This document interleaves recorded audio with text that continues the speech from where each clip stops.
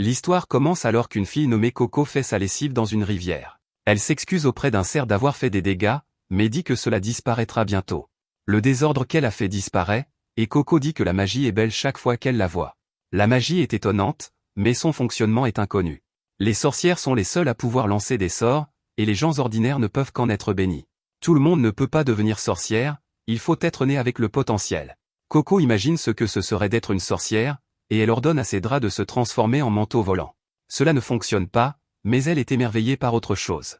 C'est un carrosse Pégase, et elle n'en a jamais vu atterrir auparavant. Coco dit à sa mère que quelqu'un est arrivé, et elle est surprise lorsqu'elle tombe sur un étranger. Il y a aussi un groupe de filles qui regardent tous les tissus autour de la boutique. Coco est ravie car ce sont les personnes qui sont arrivées dans le carrosse Pégase. Le gars explique qu'il n'est pas avec les filles et qu'il cherche juste du tissu couleur fumée. Il propose de revenir quand ils ne seront pas occupés, mais Coco dit qu'elle peut l'aider. Coco espère pouvoir aller voir le carrosse Pégase quand elle aura fini, mais sa mère ne veut pas qu'elle touche aux affaires du client. Coco dit qu'elle ne sera pas une nuisance, et elle promet d'arrêter de dire qu'elle veut devenir sorcière. Sa mère accepte, alors Coco se met joyeusement au travail. Elle prend les mesures du gars et va couper le tissu pour lui. Coco prend tout son temps pour s'assurer de bien faire, et elle est choquée lorsqu'elle remarque que le gars est juste là. Il dit que Coco a une grande concentration et des mains fermes. Il admire son travail et dit qu'il n'avait aucune idée que ce village avait un artisan aussi compétent. Il appelle cela de la vraie magie, mais Coco ne le pense pas. Elle dit que la magie est bien plus mystérieuse, plus scintillante et bien plus précieuse. La magie est quelque chose de précieux, et c'est quelque chose qui est hors de sa portée. Il est assez évident qu'elle était prise de magie, alors le gars se demande pourquoi elle l'aime autant. Coco explique qu'elle est allée à un festival quand elle était plus jeune et qu'elle a rencontré une sorcière portant un masque. La sorcière vendait des livres d'images magiques, et il lui a demandé si Coco aimerait en acheter un. Coco adorait les livres d'images, mais elle n'avait aucune idée de ce qu'était la magie. La sorcière expliqua que la magie est un miracle qui rend ce monde vibrant. La sorcière lui donna un aperçu de ce que la magie pouvait faire, et Coco trouva cela très joli. Elle sut immédiatement qu'elle aimait la magie, et la sorcière dit que le livre qu'il vendait était accompagné d'une baguette gratuite. Coco était censée acheter des fruits avec son argent, mais elle acheta plutôt le livre d'images magiques. Sa mère n'était pas amusée, et Coco dit qu'un gars avec un chapeau pointu le lui avait vendu. C'est alors que Coco dit à sa mère qu'elle deviendrait une sorcière qui rend le monde vibrant. Malheureusement, sa mère révéla qu'elle ne le pourrait pas. Les gens ne peuvent pas devenir sorcières à moins d'être nés avec des pouvoirs magiques. Les gens ordinaires n'ont pas ce qu'il faut pour être une sorcière, et il n'y a pas d'exception. Coco refusa d'abandonner, alors elle montra à sa mère que le sol brillait à chacun de ses pas. Sa mère lui dit que si le sol continuait de briller tout le long du chemin, peut-être qu'elle avait bien ce qu'il faut pour utiliser la magie.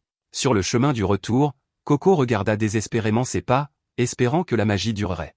Malheureusement, la lumière dans ses yeux s'est évanouie en même temps que la lumière sous ses pieds. Depuis lors, Coco a pris goût à regarder la magie, et elle ne peut pas laisser tomber son rêve de devenir sorcière. Juste à ce moment, le sol tremble, et tout le monde se précipite dehors. Le carrosse a été renversé, et Coco se précipite pour vérifier l'état des autres enfants du village.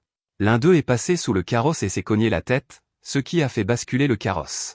Les filles sont furieuses parce qu'elles ne pourront pas rentrer chez elles sans leur carrosse. Juste à ce moment, le gars se demande si elles aimeraient qu'il le répare. Les filles se demandent qui est ce gars, et il réalise que cela aiderait s'il avait son chapeau signature. Coco regarde alors avec émerveillement alors qu'il met son chapeau pointu. Son nom est Kifray, et il révèle qu'il est une sorcière. Il se prépare à se mettre au travail, mais faire de la magie à l'extérieur pourrait causer quelques problèmes. Coco passe à l'action et lui dit qu'il peut utiliser leur boutique. Sa mère la gronde, mais Coco fait remarquer que Kifray est une vraie sorcière. C'est peut-être sa chance de voir le moment exact où un sort est lancé. Sa mère le permet, mais les choses ne se passent pas comme prévu. Kifray a demandé à Coco de faire le guet dehors et de s'assurer que personne ne regarde dans la boutique pendant qu'il lance le sort. Il l'a laissée dehors et lui a dit que quoi qu'il arrive, elle ne doit laisser personne entrer. Coco est maintenant assise dehors et elle se demande pourquoi personne ne peut regarder comment cela se fait. La magie est partout dans le monde, mais les gens ne savent pas comment la magie est lancée. Les sorcières sont les seules à connaître le secret, et Coco aimerait vraiment pouvoir l'apprendre. Juste à ce moment, elle remarque que les garçons espiègles essaient de jeter un coup d'œil à l'intérieur de la boutique. Coco les affronte, mais ils l'ignorent. Au lieu de les arrêter, Coco se précipite là où ils sont et leur dit de s'écarter. Elle veut aussi regarder, mais des rideaux bloquent leur vue. Les garçons partent, et Coco reste là à bouder. Juste alors, l'un de ses draps est pris par le vent, et cela lui rappelle l'entrée en haut de la boutique. Coco se faufile à l'intérieur, d'où elle peut avoir une bonne vue. Elle s'arrête de regarder parce qu'elle sait que c'est mal. Malheureusement, elle ne peut pas résister et elle regarde ce que fait Kifray. Elle n'en croit pas ses yeux en voyant qu'il dessine la magie avec un stylo. Cela lui fait réaliser que la baguette qu'on lui avait donnée quand elle était plus jeune n'était pas du tout une baguette. Les sorts ne sont pas quelque chose que l'on lance, mais quelque chose que l'on dessine. Une fois le sort terminé, Kifray dit à Coco qu'il a fini. Il n'entend pas de réponse, alors il va vérifier son état. Dehors, il remercie Coco pour son dur travail, et on voit qu'elle a couru jusqu'à la porte juste à temps. Tout le monde part, et la mère de Coco dit qu'elle est soulagée.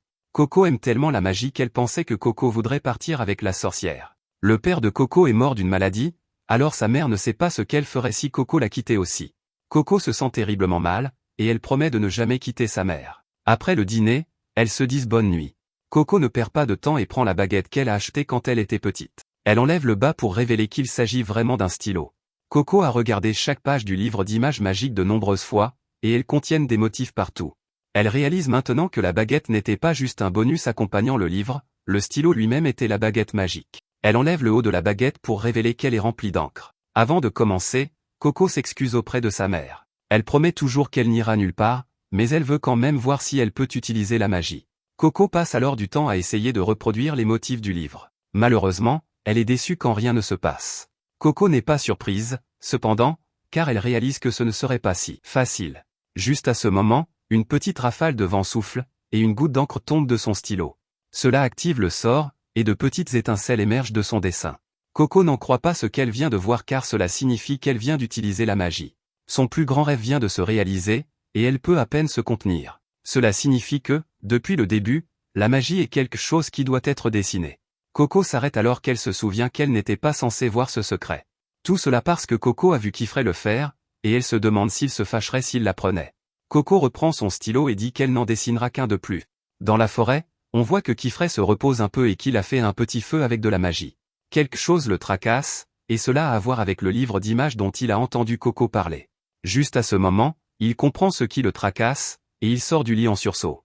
Chez Coco, elle doit éteindre un feu qu'elle a créé avec de la magie. Elle dit qu'elle commence à maîtriser l'utilisation de la magie, et on voit qu'elle a déjà dessiné plusieurs images. Coco a appris que les plus grands sont plus forts que les plus petits. Ceux qui sont dessinés proprement durent plus longtemps que ceux qui sont bâclés. Cependant, dessiner les motifs en grand et proprement est assez difficile à faire. Elle repense à la façon dont Kifray l'a fait et à quel point il avait l'air de le faire facilement.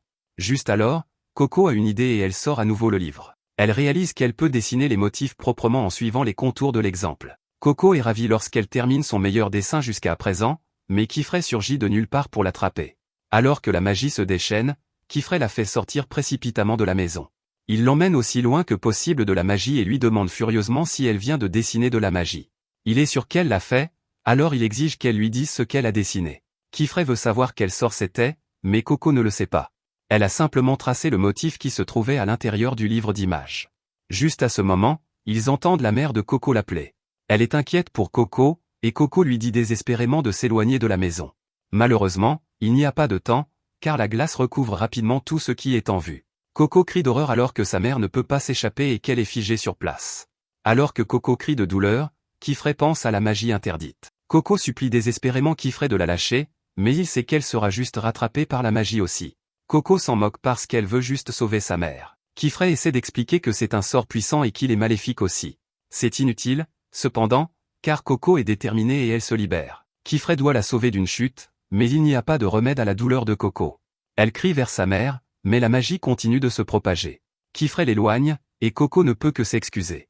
Elle n'avait aucune idée que les choses pouvaient devenir aussi graves, et Kifray dit qu'il comprend. La magie est gardée secrète pour qu'une telle chose n'arrive jamais.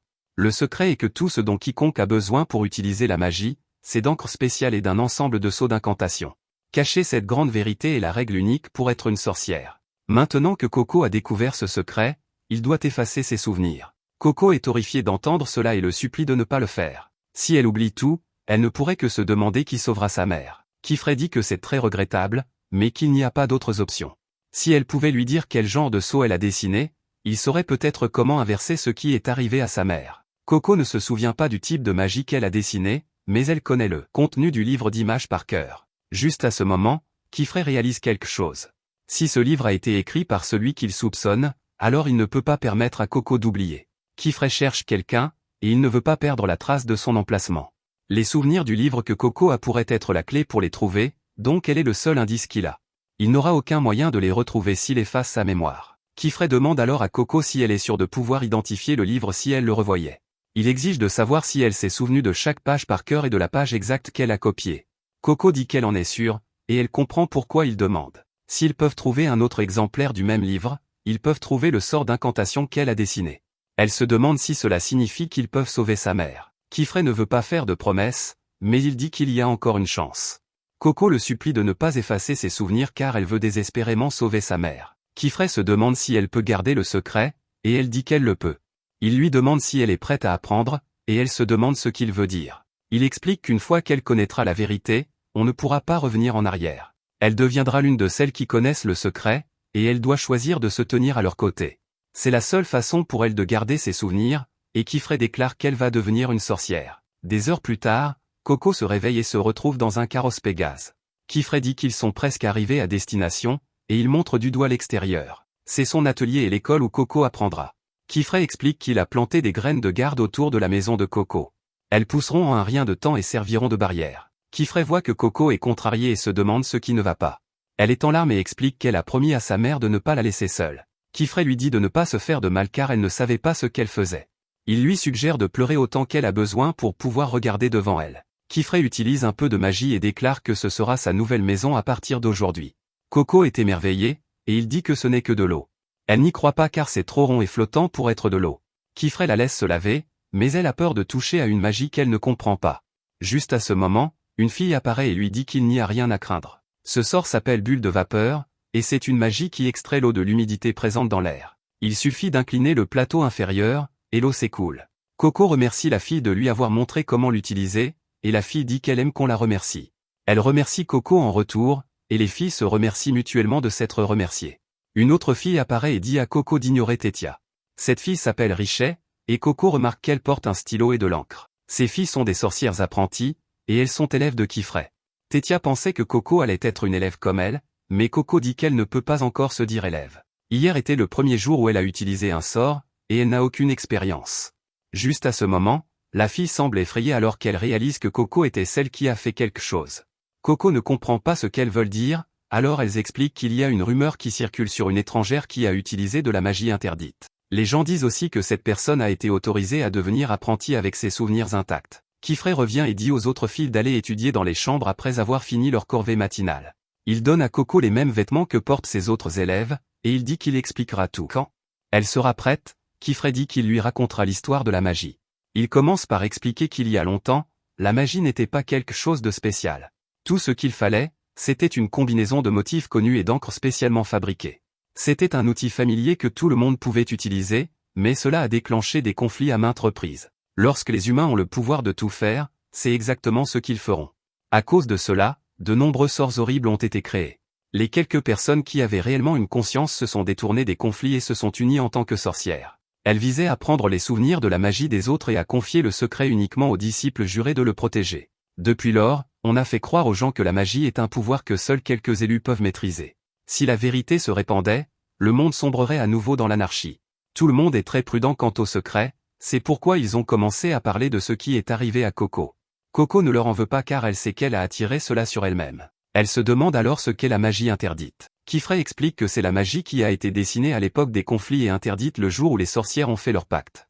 En termes simples, c'est de la magie pour blesser les autres. Coco veut désespérément apprendre quels sorts sont interdits car elle aura trop peur de faire autre chose si elle ne sait pas ce qu'elle doit éviter.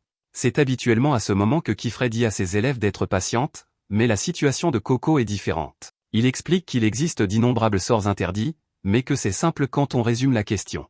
Tout sort lancé directement sur le corps humain est interdit en toutes circonstances. Cela inclut la transformation, l'altération de l'âge, la manipulation des pensées ou des émotions, le fait de nuire à autrui, ou même de les guérir. Il y a cependant une seule exception. Coco devine correctement que l'exception est un sort qui efface les souvenirs. Kifray démontre alors en expliquant que la plupart des sorts sont lancés sur des outils comme des carrosses ou des lampes. Il donne un autre exemple, qui est une fenêtre. Après avoir placé le cadre de la fenêtre à un certain endroit, cela active un sort. La fenêtre s'ouvre, et Coco est choqué de voir un grand lac. Cela n'a aucun sens car ils étaient entourés de collines il y a une minute. Kifray explique que cela s'appelle une fenêtre chemin. Elle relie deux fenêtres rondes qui portent le même motif. Kifray montre un bâtiment au loin et dit que c'est la tour des tomes. Afin de préserver le savoir, tous les livres liés à la magie sont dupliqués dès qu'ils sont écrits. Coco réalise qu'une copie du livre d'images qu'elle a utilisé devrait s'y trouver, alors elle veut aller immédiatement à la tour. Elle refuse de dormir tant qu'elle ne l'aura pas trouvé, mais Kifré révèle qu'il y a quelque chose qui les en empêche. Le lac commence à trembler, et une créature géante envoie de l'eau à travers la fenêtre chemin. Après avoir fermé la fenêtre, Kifré dit que ce qu'il vient de voir était une épreuve de bibliothécaire. Il explique que la tour des tomes est protégée par 4 bibliothécaires, et seules les sorcières qui surmontent leurs épreuves sont autorisées à entrer. Cela signifie que Coco devra étudier si elle veut entrer. Il dit qu'il est naturel que Coco ressente de la peur, mais que les sorts qui ne sont pas interdits peuvent apporter le bonheur à tout le monde. C'est pourquoi Kifré aimerait qu'elle apprenne les sorts plus doux. Coco est d'accord avec lui et déclare qu'elle est prête à apprendre. Kifré l'emmène dans une pièce et voit que sa camarade de chambre nommée Agot n'est pas là. Il explique qu'elle partagera cet espace de travail avec Agot, mais qu'elle aura aussi sa propre chambre. Sa chambre se trouve au fond de l'espace de travail, en bas de quelques escaliers. Il a du travail à faire, alors il dit à Coco de le prévenir si elle a besoin de quoi que ce soit. Dehors, Kifré utilise un appareil pour contacter quelqu'un. Il le remercie de lui avoir permis de prendre Coco comme apprenti. Alors que Coco explore la pièce, elle est choquée d'entendre une voix. C'est Agot, et elle dit à Coco de bouger pour qu'elle puisse atterrir en sécurité. Coco s'écarte et essaie de se présenter. Agot l'interrompt car elle sait déjà qui elle est.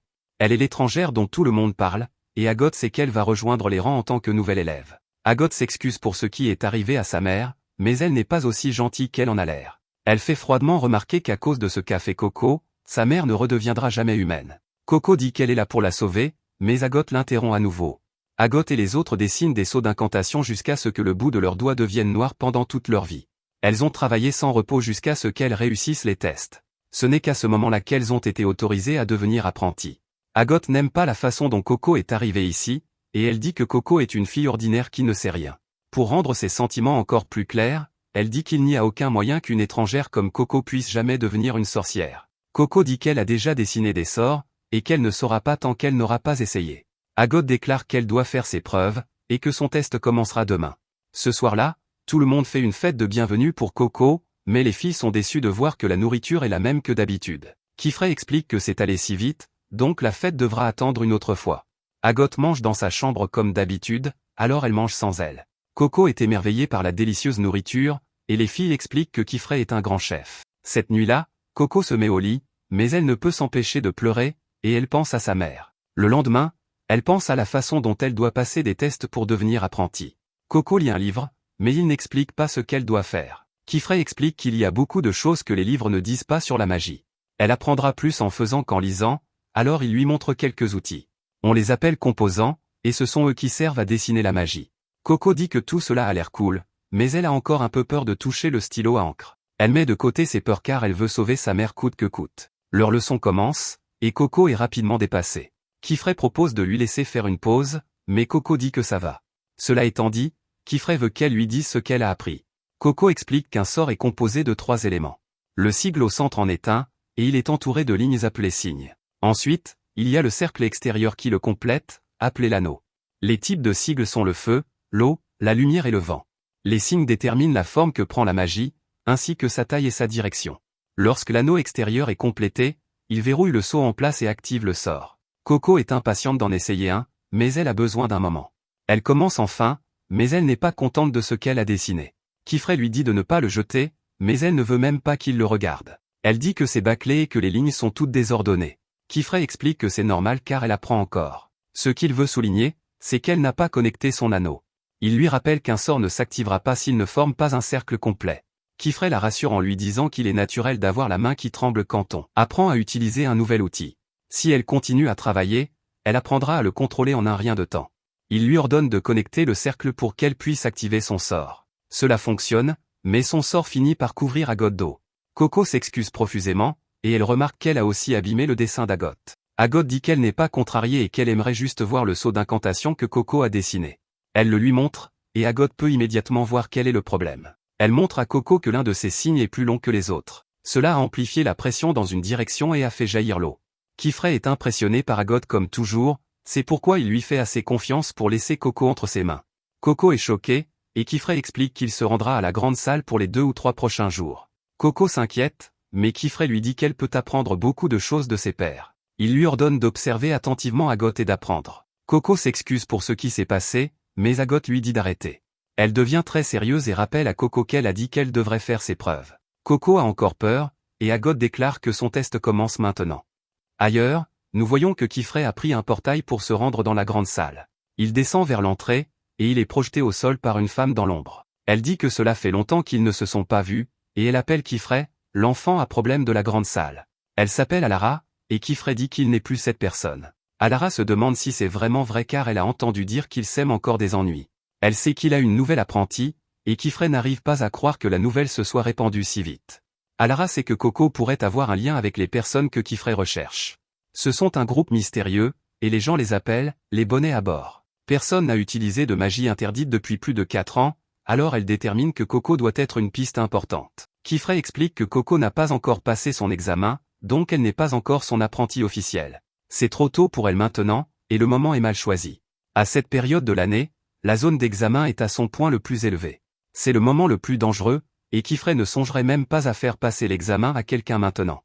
Non seulement ils échoueraient, mais ils perdraient très probablement la vie. De retour avec Coco, elle se demande si c'est vraiment une bonne idée. Agot prépare le portail, mais Coco fait remarquer que Kifrey n'est pas là. Agot dit que Coco le fera toute seule de toute façon lorsqu'elle passera l'examen.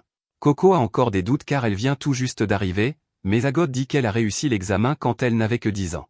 Elles ont toutes dû réussir l'examen pour devenir apprenties, donc Coco est dans la même situation qu'elle. Agot explique que le premier examen s'appelle le « consentement de la couronne ». Les participantes ne peuvent emporter que 3 appareils et leurs composants.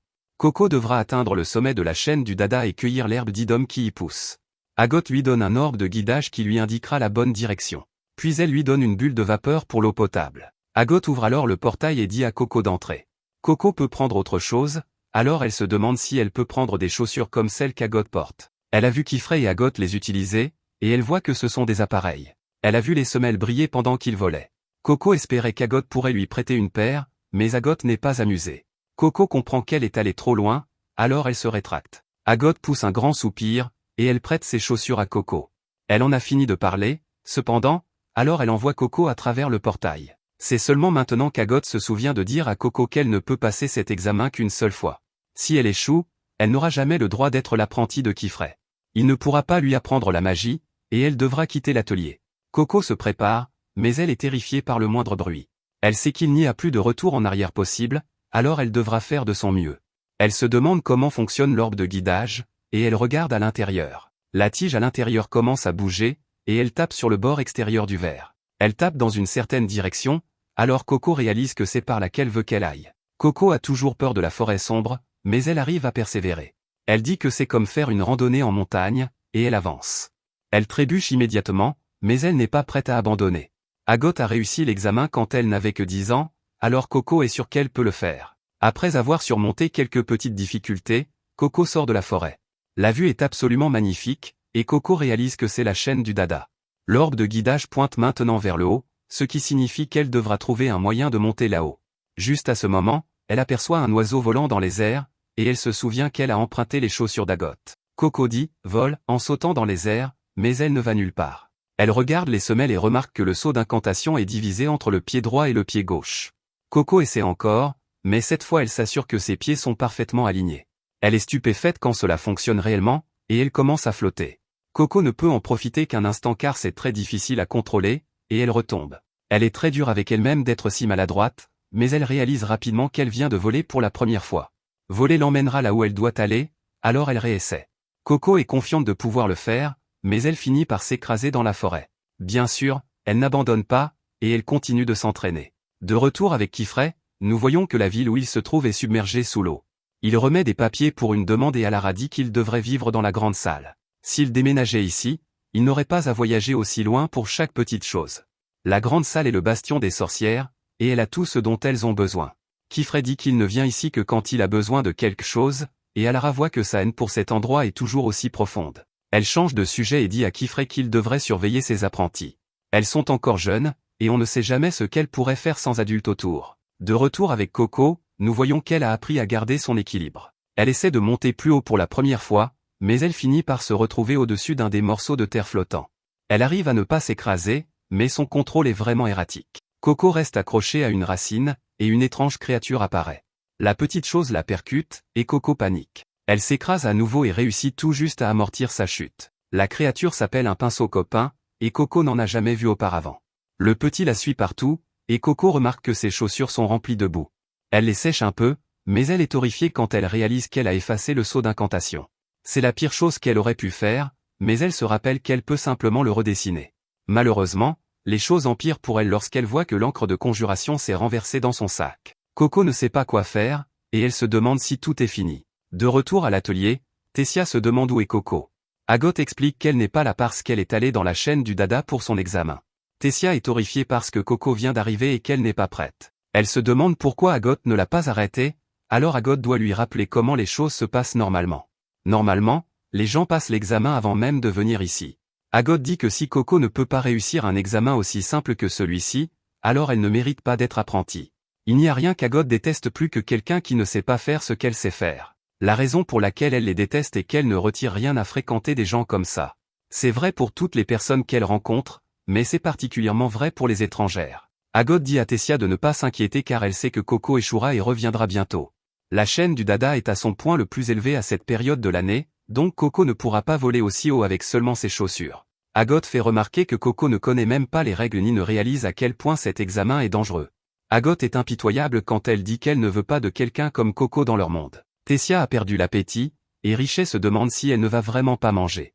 Tessia dit qu'elle se sent triste, mais Richet dit qu'elle est prête pour une autre portion. Tessia est stupéfaite et se demande si elle est vraiment la seule personne inquiète pour Coco.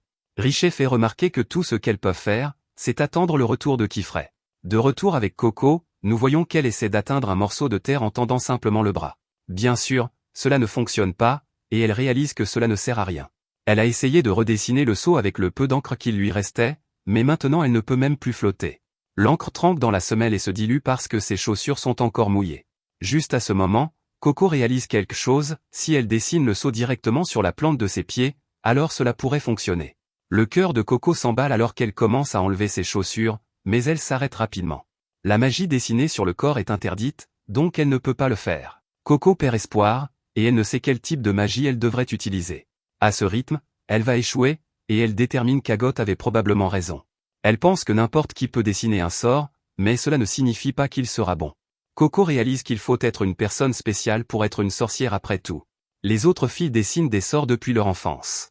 Coco a beaucoup moins d'expérience, et elle détermine qu'elle ne pourra jamais faire ce qu'elles font. Juste à ce moment, Coco commence à se souvenir de ce qu'on lui a appris. Très jeune, sa mère lui a montré comment couper du tissu. C'est ainsi qu'elle gagnait leur vie, et Coco s'entraînait tous les jours. Bien sûr, Coco était très proche de sa mère, et elle a travaillé dur pour apprendre cette compétence. Elle est devenue si bonne dans ce travail que même Kifray l'a remarqué. Coco se souvient comment il l'a appelée, une artisane qualifiée, et il a dit que son travail était de la vraie magie. Juste à ce moment, Coco détermine qu'elle a quelque chose. Son espoir revient alors qu'elle réalise qu'elle a sa propre magie. Quelques instants plus tard, nous voyons que Coco a rassemblé des pierres pointues. Elle déchire un morceau de tissu et l'enroule autour d'une pierre avec un peu d'encre sur la pointe. Puis elle laisse tremper un peu d'eau pour pouvoir la diluer et l'utiliser comme plume.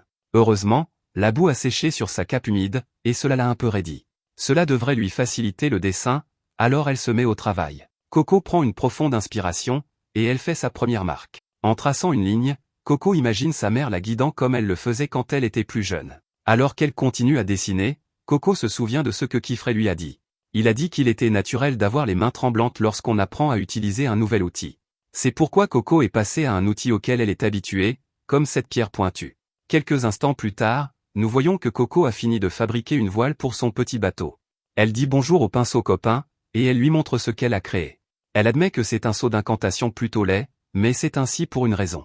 Pour dessiner un seau d'incantation correct, le sigle doit être centré, et les signes doivent être uniformes. On lui a dit avant que si les signes ne sont pas équilibrés, cela peut mettre trop d'énergie dans une seule direction.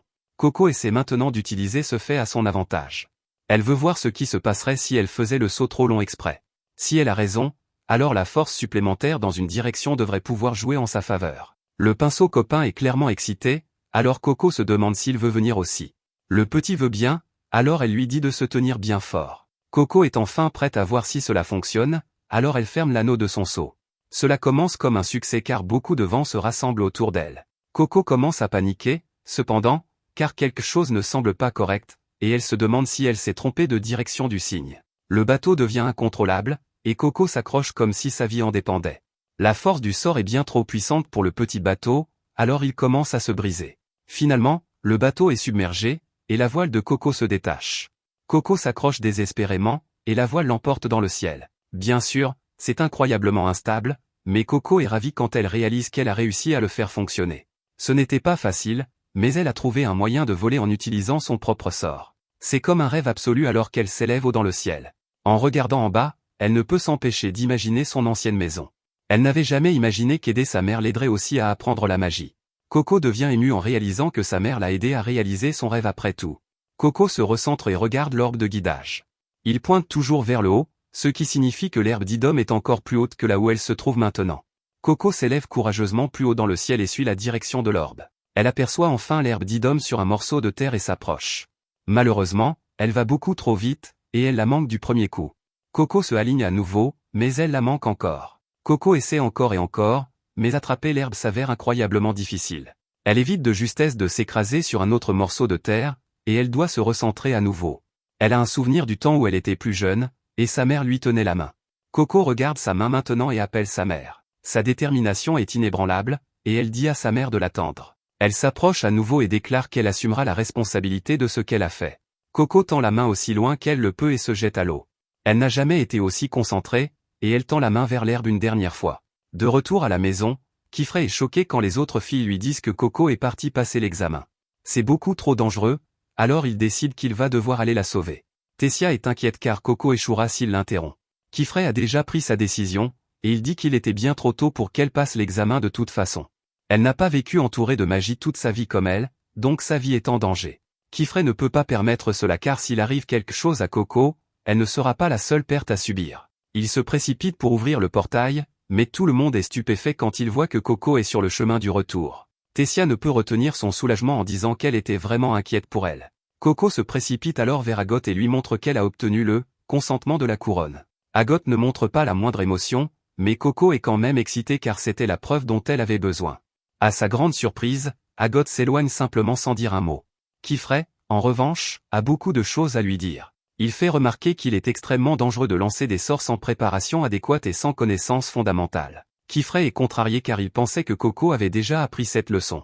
Coco aurait pu perdre la vie, alors il lui dit de ne plus jamais rien faire de tel. Coco se sent mal d'avoir inquiété tout le monde, alors elle s'excuse. Kifrey dit alors que Coco n'avait pas besoin de se mettre en danger pour prouver quoi que ce soit. Il déclare qu'elle est déjà son apprentie, et il lui montre une boîte qu'il a apportée.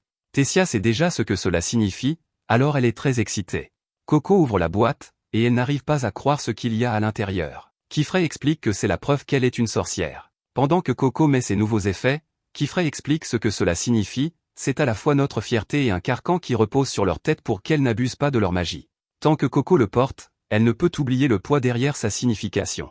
Coco finit de s'habiller, et elle termine avec le chapeau pointu emblématique de la sorcière. Kifrey lui dit d'en prendre bien soin, et Coco promet qu'elle le fera. Il se prépare à continuer sa journée, mais le ventre de Coco commence à gargouiller. Tessia dit qu'elle devrait d'abord manger, et Richer dit que Coco a aussi besoin d'un bain. L'examen est enfin terminé, alors le groupe heureux se prépare pour le prochain chapitre. Juste à ce moment, nous voyons qu'un homme masqué semble avoir observé Coco pendant tout ce temps. Il est content de ce qu'il a vu, et il dit qu'une graine a germé. Merci d'avoir regardé mon récapitulatif. N'oubliez pas d'aimer la vidéo.